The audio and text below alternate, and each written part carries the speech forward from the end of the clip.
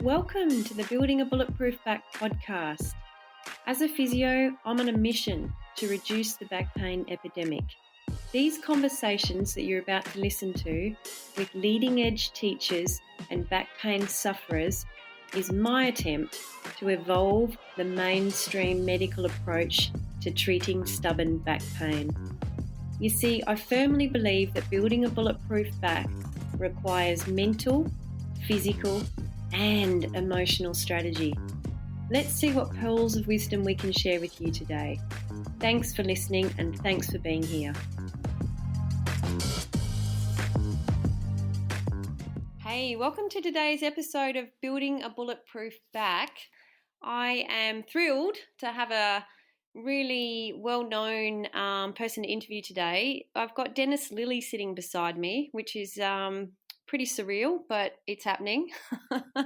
And I reached out to Dennis because I've selectively chosen different people to be on this podcast so that people listening can resonate with someone of their own sex, their own age, their own occupation. But, we haven't really had any high profile athletes who've struggled with back pain. And when I was reflecting on who fits that bill, well, Dennis came to mind for me. I remember watching him on the TV screens and, hearing about his back pain at that stage, even when I was young. So people knew about you. So I reached out to him and he's been kind enough to give us some of his time today. So welcome, Dennis. Thanks, Marion. Pleasure. Great to have you here in Margaret River even. Well, great to have a look at this view of the Margaret River. I love the area. I've been coming down here for 50 years, I guess. Yeah, we're pretty lucky sitting right here, aren't we? So let's kick off. I would love you just to give me a basic intro as to how your back pain started. Now, we know it was related, obviously, to the bowling, but just share with us how it started and what your journey looked like. Yeah, I always had a bit of back pain as a kid, as in, playing cricket. So I played lots of different sports, including athletics, football, a whole lot. But with cricket, and it was about my bowling action, which I didn't understand. No one did.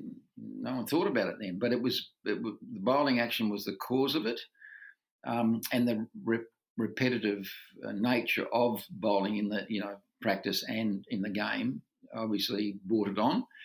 It was never bad when I was young. So I was playing A-grade cricket, which is like I guess senior football at 16, and with the men, and I was just obviously trying my heart out every ball I bowled at full pelt, around 100. Even then, it was around 95, 100 miles an hour. So there was a lot of pressure on. I was quite a slim kid, and with an action that was not right. It was an action that was causing obviously a lot of stress on my spine, and in a particular area, L3 and L4. So that was the earliest that I knew that I had back pains, but those pains were often there, burning, got to a little bit more, never really sort of seemed to stop me that I can recall. And then the next couple of days you had off and then you trained and you're okay again. Okay. It was sort of like... So it would come good in between. It would come good in between and then fire up again. Yep. And did you think... Was there any inclination to adapt your style, like in your own head? Did you think, well, maybe if I put my foot here or I turn my pelvis that way, it's not going to hurt as much? Or did that way of thinking wasn't even in your thoughts? No, okay. You got to remember that was right back when the Ark was launched, so there wasn't all that much thought on action, or modifying your action for anything to do with back pain. If you had back pain, it was muscular. Okay. And that was all they thought in those days. So they massaged it sometime. And even in those days, there wasn't manipulation around. Really? No, there was no manipulation. Really? So, no, they did things like some movement on your joints. Right. So I don't know what they called that, but there's a bit of that. So just passive sort of accessory mobilisation, not the high velocity thrust stuff. No. And they also had these machines that the physios used regularly, which was the ultrasound. Yeah. That was sort of supposed to do something, and well, I don't. I mean, I know you're I'm not sure. I'm not sure it does much either. Well, it's good for a minority of things, but we did tend to overuse it a lot as a profession, I think, back then. Well, it was all that was known then. So, it's not a matter of saying, that it wasn't the right thing. It was probably the right thing for the time. And then came manipulation. So then, quite interestingly, the manipulation seemed to sort of, on a smaller scale, seemed to work a bit for me when that came in. Yeah. But that was later. Okay. And so I recall you telling me that, you didn't have the luxury of playing and then resting. I mean, you had a full-time job, in a bank on your feet? So you would be in pain going in with a back brace on. Well, no, I didn't go in with the back brace on early. This was after they found the okay, fractures. later on. But I was working in the bank and had done I did for about 7 or 8 years. So you work full-time, you jump in your car, you race to the ground after work, and then you start working again, basically, but it was fun. But then you started training. Yeah. So then you'd bowl in the nets for a couple of hours each time. Then you might do a few laps. They didn't do much in those days. I did a lot of extra running, because I didn't drink and I ran lots of extra kilometres, they thought I was very strange. But it was what I knew I had to do to go ahead at 16, 17, to go ahead of these men. Right, wow. So you took that upon yourself. Yeah, look, I've cheated a bit because my grandfather was a very good boxing coach, and he talked about, in those days, it was called the second wind. So you worked so hard that you're really tired when you have a run or you do some sprints or whatever, and then you keep going, and he called it a second wind. So, and it did work. Yeah. You actually do cruise a bit after, not cruise, but it's almost like you get this second windy thing, which is what they called it. Yeah, I've experienced that. Yeah, he's a clever man. He was very clever for his time, very clever. Yeah, and so you were in pain, you kept playing. How bad did it get? And when it got really bad, what did you do? When it got really bad, you went to a doctor. He sent you to a physio. Physio put the machine on. In those days, probably stretched you a little bit. Stretching wasn't even in those days, but they did a little bit of stretching, and I think a little bit was Zoas as well, to take that pressure off your back muscles, I suppose. Yeah. And then if the pain kept going, then you rested. Basically, you took a week or a game off or something like that, and that was basically the treatment in those days. It was very, very. What would you call it? Basic. Yeah, okay. Basic. And so you had I think talking to you, it was really apparent that these days it would be handled so much differently. I guess you'd be shipped off for an MRI or a CT scan within a week. You'd be off to see the specialist the next day almost, especially for a high-class athlete. So you didn't get any of that, hey? Well, not only didn't get any of that, it was all off your own bat. So it was costly as well. Wow. And so it was all, you paid for it. Like, we're playing amateur sport here. Yeah, the club you played with, you paid subscriptions per year to play. Wow. So you were an amateur, total amateur. And and so, even to go to the physio or the doctors was sort of, you had to make sure you're in a lot of pain to go there. Yeah. They had no idea of fractures or anything, nothing in those days. It was all muscular, or they called it sort of where you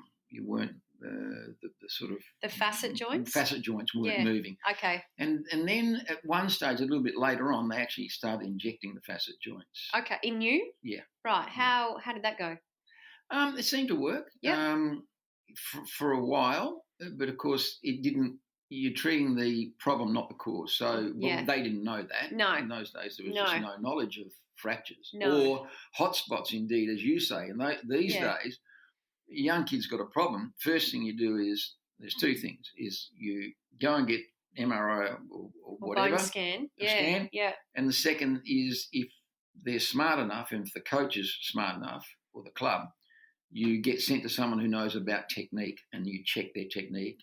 Now with slow-mo, all that sort of stuff. In our days, there was no such thing. You did it by eye. Right. And as a result of that, when I coach now, I can within 3 balls see where the problem is with someone, and I just get it confirmed by taking a video and Wow. then slowing it down for them because they can't see. Someone's saying there's something wrong with your technique, which you've had all your life. I was going to say, how easily is that changed? Well, they've got to buy into it. Right. But the pain would help with that process. Well, the pain will definitely. Isn't that absolutely. Great? So, and the great thing from the point of view of coaching, and this can relate to physio and all of that, is that if they've got pain and you do something with their action or with what you do as a physio and show them the relief, well, you buy into that very quickly. 100%. I think when people have a felt experience, a learning of it in their body, they're invested. But while it's all words spewing over them, it means nothing. They've got to feel something shift or change, and then they're curious to know, well, why did that work and what's going on there? So, yeah, that's really interesting, that the parallel with the coaching as well. Yeah, and I think that's certainly, as soon as that happens, they're ready to try what you're telling them. And, all the stuff that I teach with that is it comes from scientific background. So I've listened to all the physios, the orthopods, the doctors, old coaches, and then I've put together my way that I do it, which is a bit different to a lot of others. Yeah, but do you think you know that better because you've personally experienced the pain of it? No doubt at all. I had 2 years out of being the best at my stage, the best in the world. At 23 years of age, 22 years of age, I lost a year and a half, 2 years. Yeah. Now, but they said I'd never bowl again. So I mean, you learn from. Well, it's not easy to do, but if you learn from it and buy in, you're half a chance. Yeah, and as you're explaining that, I'm just thinking, for that pain to have affected, world's best, you're actually in a privileged position now to prevent a lot of future bowlers coming through from going down the same pathway. Absolutely, and you can actually show them how they can get better. And what I do with it, and this obviously could help with people with back pain, is I show them, these guys, when I show them a newish, an altered technique that's safe, and it also works, so it's effective. And how do you measure that effectiveness? Is that by the pace of the ball? No, not really. In fact, they've got to buy out of pace for a little while. I was going to say. Yeah, you retrain the muscle memory. Yes. So then what happens is I get them to bowl quarter pace, half, walk through quarter pace, half pace with this newish action. Okay. Or sort of, it's not new. It's just refined. Yes. That brings into the safe area. Okay. And then it's slow and it's a lot of work. And then I get them to do that for, if I haven't got them for long, maybe in 3/4 of an hour, I say, okay, now go back to your mark and bowl with the old action. And they go back and they try and bowl and they go, oh, that hurts and that's sore. Wow. So straight away. And I had an experience in Sri Lanka one time where a kid bowled really fast and he had very, very sore back and I pulled him over a certain way that I did they did with me, the physios and orthopod, to recreate that pain. I did it with him and I knew straight away he had a stress fracture. Now, what I did was I said, look, this is worth a go because you're going to be out of the game for a while anyway. Try this. And I remodeled his action, walking through and everything like that. No pain. Wow. And then he did it at half pace, no pain. And he said, oh, I'm going to bowl. I said, no, you're not. Yeah. You'll go back easily without knowing, back to the old style because it's faster. It's more, it's more what feels good, except for the pain. Yes. But it's the way you bowl. Now you have to retrain your muscle memory. Yeah. And so this is going to take 3 to 6 months. Yeah. But how awesome that at least they have a pathway now out of the pain that can still ultimately make them high performance bowlers that's sustainable and they can be in the sport and not be in pain. Maybe you had to figure that out for yourself, or did you learn that while you were in the height of your career? Or did you just keep persisting with what you knew? No, I was lucky. It was very radical at the time. There was a guy called Dr. Frank Pike, who ironically taught me at high school, but I met up with him later when he was at the University of WA. So I did, after I saw the orthopod, and the orthopod did all this, put me in the back brace, and which you mentioned earlier, and all this stuff for about 6 months. then I gradually started doing stuff again. And then you look now 18 months later. So Frank Pike, I went there and did a lot of core strengthening work with him. In those days, there was a lot more PNFs, they were calling it. Yeah, Okay. okay. So, but not core as we know it now. But there was a lot of core stuff, and obviously building up all around the core. Anyway, he said this is radical. This is going to be different. He said, I've checked your bowling action, and I think you actually twist too far, and you hyperextend as well massively with the twist, and landing 8 to 9 times your body weight on your back foot, let alone your front foot, and then you twist back again. Yeah. He said, we have to open your action up. Wow. Now, in those days, there was no such thing as open action, but nowadays, open chest or front chest on is called an action. Right. There was we didn't know of such a thing then. It was all called, everyone tried to get side on. Yeah. And in doing so, often got past side on. Therefore, there's your twisting you twist a piece of wire. Yeah. And then it fatigues and there's a snap. There's fractures. That's right. So Pike was well ahead of his time. Yeah, and he was a GP, right? No. He was physiology. He was one of the head departments at the uni in physiology or what. So he wasn't coming from a mainstream medical way of thinking then. No. He had a different influence, which is why he was able to think outside the square, perhaps. Yeah, nice. He was human movement. Human movement. So he was the head of one of the heads of human movement. Which is exactly the idea that the way we move matters. And that's all my coaching later. Yeah, fabulous. And really I see pain as your body's way of voicing overload, distress, or too much tension in one tissue. And if you see it that way, then the next logical question becomes, all right, well, why is it loading and how do I unload it? And that's just learning some new habits of movement. But people have got to be invested in, that's a process. Yeah. And our movement patterns are brain-based. So they're hardwired. And so neuroplasticity comes into learning new movement patterns. And, that takes just a little bit of practice and repetition and the brain learns a new way. But again, isn't it great that we have the pain? Because without it, there's no incentive to shift from your old pattern. So it's a great little cycle, really. It is. And I mean, look, I live with pain in my body, and it's good sometimes and it's bad sometimes, but I know what causes it. Right. I can either avoid it, or if I want to do the things I want to do, I do it. Like today, I'm suffering a bit in my shoulders because of the fact that I got the chainsaw out and got some firewood the other 2 days ago. So I know it's going to hurt, but I know how to do the work afterwards to bring it back again as well. So I'm prepared to hurt for a little while. I was going to say, you made a choice, didn't you, between, all right, I feel good doing that and that felt good and that made me feel fulfilled. And, I think it's nice when we can make those choices for ourselves. Fully. Yeah, and you don't want your muscles to waste because once they waste, then it gets worse. Yeah, you've got no support there, so you've got no chance of holding things together. No, and I think pain that can settle down is different to pain that you have no idea how to settle down. Yeah. That one's fearful and one's, all right, I'm in control of that because I know I've got techniques that I can put into place that will relieve me. But when you're in a place of it's there the whole time and you have no escape from it and you don't even know if there's going to be an out, that's a really scary place. And, I've been in that place too. Yeah, so here's the next question. What did you do when you're in that place? Well, I never...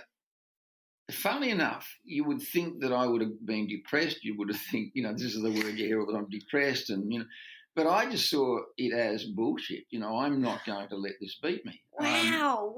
And also had an incentive. I was, considered the fastest and best in the world. Yeah. At an really early age. How can you let that go? How can you get depressed and sit on your backside? I just said, what have I got to do? Wow. And so I looked at every single area I could that was available in those days. To get right again. So that's a real mindset, isn't it? And that's a mental strategy that some people have and some people don't. Yeah. And look, that's another thing, and that's why it's not easy for a lot of people. Mentally, I'm very, very, very strong and very determined. So I don't like letting anything beat me, even in a game of Monopoly. My wife says that she won't play Monopoly with me because I just Do you cheat? Don't lose. I've been known to rip a couple of notes from the bank, yeah, and I worked in the bank. Not when I was in the bank. So you know where to hide it. You know where to stash it. Wow. So if you were sort of reflecting on what you've learned on your journey, which has been a pretty intense one, and I think the thing that your story really highlights is, fast forward 10, 15 years, the management of back pain today is completely different to what you experienced. But you know what? We're probably not getting outcomes that are any better, despite our early diagnosis and despite knowing all these things. We're still spending billions on it. And I think the reason you were able to come through it is because of your mindset and because you were just determined that there was going to be a way. Mm. And like you just said, a lot of people stuck in it, they don't have that belief. And also, and giving them that belief might be the one thing that helps them shift out of it. To hear stories from other people that have actually found a way helps them realise that, okay, there is a way. I just got to keep looking and I'll find it. And there's multiple ways out, and they could be just purely mental strategies. They could be breath techniques. They could be, movement patterns. There's a lot of things that are on the table. But if you get stuck in that belief that I'm stuck with this and this is where I am at, and some people actually get told that by their health professionals that, look, this is how it is. You just got to live with it and find a way to deal with it. Wow. That's like saying give in. And, the thing is that I do think that because medicine has advanced so quickly, everyone looks for a quick fix, not just in medicine, but a bit in life. And so I think I've never looked for a quick fix with anything. So, I know there's basically a process for success, and it ain't easy. And if it was easy, everyone would be good. Yeah, I love it. Everyone would be fabulous at anything they want to do. Yeah. It ain't that easy. There's a lot of combinations. But underneath it all, it's that determination, I guess. And, don't give in. Even if someone says you can't do it, don't give in. I mean, have a crack. But, I think there's a lot of quick fix in society today, and that worries me. Yeah, and that's health on some level, isn't it? Like even down to a blood pressure pill. You can do 30 minutes of movement per day, or you can take a pill. And I don't blame GPs for that, actually. I've got quite a few GP mates who are really invested in giving people the other opportunity, but the person in front of them will say, well, just give me the pill. I'm happy with that. They won't do it. We can't even blame the GPs anymore. God damn it. No. But, I mean, look, that gets me on to, I think, whatever you're trying to manage, it's lifestyle. Yeah. I think that there's so many big people around, and you're not allowed to say that anymore, but I am. There's some very big people around, and when I was growing up, I didn't see many big people. And now that's not a bad memory loss. That is fact, because everyone did something. Everyone did something. They walked to school. They ran to school. They went and kicked in the backyard. All the things we talk about and we try and engage young people with. I'm not saying all young people, but some young people with. It's simple, but it's not done. No. And I think then you get this weight problem. Yeah. And then when you get a weight problem, you don't feel like doing anything. Yeah. And then when you don't feel like doing anything, you get unfit and your muscles they lose it. Yep. And then all of a sudden you then try to get, if you've got a back pain, which is probably maybe part of that as well, and then you try to do the exercises and the work to get back, it's too bloody hard. Yeah. So and the other thing is that I think that if you've taken so long to get unfit, then take a good amount of time to get fit again. Don't try and do the quick fix again. Yeah. So if you've taken 4 years to put the weight on or get unfit, take 6 to 12 months gradually to get back again. Yeah. And it's quite a lot of satisfaction at achieving it too. Yeah. And I think it starts with, like you're saying, lifestyle and habits. Like if you cultivate one new health habit per month and you look at one habit per month, then you eventually in 12 months have to end up healthier than you did 12 months ago. And that might be a 5-minute walk a day. Yep. That might be, taking stairs instead of the elevator. There's so many, and it touches on what I've observed, and it's probably part of the same weight issue, is our exercise. We see now that to do exercise, we have to go to a gym. We have to carve out 30 minutes of intense exercise in a gym.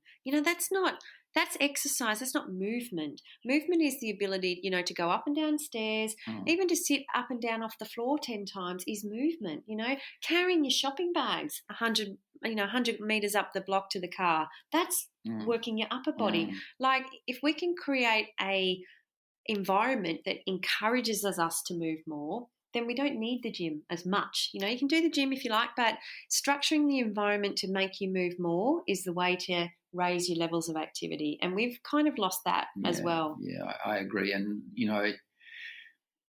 my grandfather, who was a boxing coach, he said early on, you don't have to do a marathon. You don't have to run 10 kilometres every day. He said, but do something every day.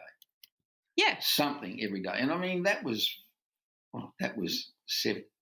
65 years ago. 60 years ago, he said that to me. Yeah.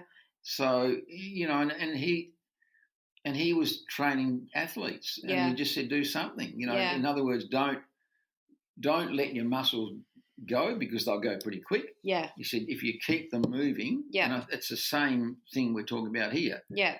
You got some chance of beating your aches and pains. Yeah. And movement, if you tune into it, there's always, even in back pain, there is always one movement that is soothing. And you have to sometimes fish around for it. I certainly have people that, we can spend 10 minutes trying to find the soothing movement. But if you can have one, and this is when you're really acute, there's always one or two positions that feel relieving. And if there isn't, then you're in a whole world of pain and you probably should be in hospital. But most people in back pain can find a direction of movement that is soothing. And really at different phases of recovery, you need to give the system different movements. And when it's acute and it's early, it's the positions of relief. Just move into the position of relief, just move into the position of relief. And then as it becomes more stable, you can start to challenge the system in different directions. But we all have habits of how we move, and there's parts of our movement system we don't access. And consequently, some other parts become overloaded. So, I think we're getting better at the movement aspect of back pain. But, like you've just said, the mindset dictates how you feel about it. And when you feel about it positively, you've got a completely different biochemistry that's healing the tissue. If you have fear, anxiety, worry, depression, you're in cortisol, you're in all the negative hormones that just slow down healing. So from a purely biochemical point of view, we've got to feel better that there is an out. And when you can give someone hope that there's an out, all of a sudden their perception of pain changes. Pain that was 8 out of 10 becomes maybe 3 out of 10 because all of a sudden they've got hope. And pain with hope is less than pain with fear. Yep. The whole, interpretation of it changes depending on what emotional state you add to it. So it's complicated. I mean, that side of it, obviously, and it can be as much as being positive as in, nothing's going to, but in my case, I'm not going to let anything beat me. And so it's that competitive thing as well. But that's also just that positive state of mind as well you're talking about. And, look, there are going to be some people that as you say, they're a hospital case. There's no doubt about that. Yeah. But I'd say there's got to be a large percent it gets down to in the end. So you didn't have surgery on yours in the end? No. Okay, so you had a stress fracture. I had 3 stress fractures, L3 and L4. So is your feeling they stabilised? The bone kind of re-knitted? Oh, yeah, they definitely did. Great. They did before and after x-rays, and it certainly happened. But the problem is now that there's this calcification or whatever around the bone, and so there's thinning now where the spinal column and everything is. Oh, like a stenosis? I guess that's what it is. Yeah, and it's down. Yeah, it is stenosis, and it's down to, I think mine's down to about 10%. Okay. Which the doctor the orthopod I'm under, he's terrific. He just said, we'll monitor it. It's not advancing too quickly. Right. If it does, you may have to have an operation, but while you can manage it, fine. And certainly the Pilates that I do and the the crunches that I do each day, that there's no doubt at all, if I don't do them, I know I regress. Yeah, okay, great. So if we're summing up, Dennis, I think your top 3 tips for someone in back pain, we were talking about lifestyle, keep active, keep on top of the weight. Yep. Yeah. Be proactive rather than reactive. Don't Yep. wait till it all falls in a heap. Sort of look at your techniques, look at how you're moving before it becomes a volcano of pain. Yep. Yeah. Yep. And I think you mentioned also that for a while people were telling you it was in your head. Yeah. And look, and fortunately I didn't believe that because I could feel the physical pain. But I mean, for example, and people could relate to this, and certainly one time I was on tour in England with the Australian team, and I couldn't bowl, and they said send him home, and that was a pretty big incentive to prove them wrong. But as luck would have it, a surgeon, orthopod in London, did some manipulation on anaesthetic, and for some reason I still don't know, it worked. Wow. And that was sort of early days, I guess, of the back pain sort of being there. And it's sort of, I suppose people, you just really, as you say, also not got to give up. Yeah. And I think we're a little bit in this emerging pain science dilemma with people where if it's not responding to the tools we have, we tend to say it's persistent pain, it's your nervous system, let's treat the nervous system and the brain's perception of the pain rather than the actual damaged tissue. And that's becoming a really tricky area because I personally feel some people with structural issues that could be healed quickly are being sent on that pathway. Yeah. So they're being taught techniques to deal with it on the nervous system end of the front, which are great techniques for the right person, but perhaps there's a faster, more direct route if it's picked up earlier as a structural movement disorder rather than something that's just not responding to therapy. So we're mindful, but we're not. And some people with something that probably would respond really well to a manipulation under anaesthetic are being told, "Oh, it's in your head. Go and meditate and get a better mindset." So it's so grey. We're missing. It's really tricky. And there's no distinct protocols that divide people into the best plan of action. So it's a case-by-case thing, it's chatting to people and getting a feel and looking at how they move, and if they move really well but the pain is still there, then that's even information for us. But if they move really poorly and things are hurting in certain directions, then to me that's more of a structural issue that we can improve on with movement. But other aspects, if they're depressed, if their mindset's not great, they're going to get joy from having a little bit of a boost in all those areas. And the collective input is really what gets people, not just one of those things. No, and I think the other thing is, it takes a long while for that pain to become what it is. Yes. Do your exercise or do whatever you're going to do, or your treatment, give it time. Again, give it time, yeah. You've got to give it time. You can't expect this overnight fix. Yeah. It might happen sometimes. Yeah. But it's rare. Yeah. Mainly it's a process. That's right. To get to where you want to be, something that's controllable or something you can live with. Yeah. It may not be perfect. My injuries aren't perfect. The pains I have, but I can live with them. Yeah. Because I do all this exercise. And you probably feel in control of them. In a way, yeah. Yeah. Yeah. Yeah. Yeah. Yeah. That's great. Well, look, you've chatted, you've shared. That's great. I think we've solved the problems in the world.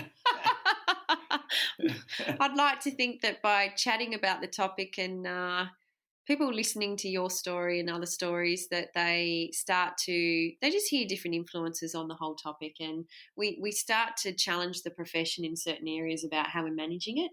And ultimately, that's got to lead to better outcomes for people long term. So you're a great historical perspective, but what you've really shined a light on is the movement, readdressing the movement patterns actually was what really, got you through, but is also now your future projection of, saving a lot more back. So that's awesome. And just on that very quickly is that with coaching fast bowlers, what I do now is I give them a series of things they can do as preventative, which is, before you get to the stage where you may get a back problem. Yes. Get out ahead of it. Get ahead of it. Get everything in that area strong, beautiful, and flexible, so that it may save the problem later. Yeah. So, yeah. And if they're young, are they keen on that? Because I've noticed a few young people aren't really interested until the pain. Yeah, no, they're generally a lot don't buy in. But if you make it part of the thing that if you're going to help them, they have to do it. Yeah. Then they probably do it under duress. But then to stay in my squad or they have to do it. Now that's easy because I can basically say, well, off you go. That's not necessarily that easy in life. So in your squad, are you seeing less and less back pain? Well, for example, like 25 years in India coaching their fast bowlers, and they never had any fast bowlers. When I got there, they had a lot of RSI problems. So sort of my shoulder sore, my ankle sore, my knee sore, my hip sore, my everything, back. Yeah. And there were people with back problems, and we didn't test them, but we assumed that a lot of them were stress or hot spots, or starting to be stress fractures. Yeah. In the end, I think after the first 5 or 6 years, when our technique became accepted and everyone used it, they came and was in our squads. We had about 4 hot spots in the next 20 years. Wow. Yeah, I'm talking about groups of 20 at a time. Wow. 15, 20 at a time. Wow. So yeah, it's and they had to do all this work up front rather than when they got injured. They also had to do it again once they were coming back if they got injured. The 5 or 6 or 7 that did. Yeah. But everyone had to do all of this stuff beforehand. So all the things we've been talking about, so all based around core strength and fitness. Yeah. So running, fitness and things, but mainly the core strength for looking after the back. Yeah. Plus technique. Yeah. They had to buy into the 3 areas. Yeah. And so of course the mind. You've left a legacy, haven't you? Well, like by your experience of what you went through in a high-profile manner, it's really changed. Yeah, I mean, there's no doubt it was hit and miss before. And there's no doubt, and you can ask anyone about that. And nowadays, it's got direction, and that can be the same with anything where you're trying to help with back pain, as obviously as well, because that's what we're trying to prevent. Yes, exactly. They're going to have problems. There's going to be some because of other issues as well, RSI, plus game situations where, you probably try and do a bit too much, a bit more out of your comfort zone. Yeah. And then the professional will continually bowling day in, day out almost. Yeah, That's got to put a lot more pressure on. So, and that's where it's more important that you do all these core strength exercises. Exactly. You're managing the factors you can. Yeah. And then the things that are just you can't control, you can't control, but you're controlling the variables that can reduce the risk. Yeah. All right. Well, Dennis, I've taken up enough of your time. Thank you so much. It's been great. It's been easy, hasn't interesting. It? That wasn't too hard. No, it wasn't. In fact, I'm glad I did it now. I was a bit apprehensive, but if that can help some people out there, the main thing is, as I said before, buy in. Buy into your own healing journey and stay open and know that you can get there, but you may have to go down a few routes and you may have to listen to a few different podcasts and professionals talk about it. Educate yourself is a big thing too. There's a lot of miseducation about back pain, and basically you got to understand what's going on and educate yourself about for you what's going to be the best path forward, because it's not the same for everyone. No. And, hard work, but it's worth it. Hard work, but it's worth it. And if you're in pain, you got nothing to lose. No. If whatever you're doing is not working, you got to try something else and try something else. And, I think backs are quite robust on some level. Once they're in pain, the pain can't get much worse. You can only find relief if you really just listen to what your body's telling you, and it will direct you to the path that it wants to go if you listen. I think the main message is know that it's possible, but the route to get there could be, it could take some effort on your behalf. Yeah. It's always going to be effort. Always going to be effort, that's right. All right, well, thank you. We shall wrap it up and get out into this beautiful sunny day. Thanks for listening to today's episode. I sincerely hope my guest and I were able to share some valuable insights. If you know anyone struggling with stubborn back pain, please share the podcast with them. And for more information on my 8-week online Building a Bulletproof Back program, or for consulting with me privately via Zoom, check out the links in the show notes. Spread the message. There is hope for back pain sufferers when they find the right tools and the right people. Thanks for listening. We'll see you next time.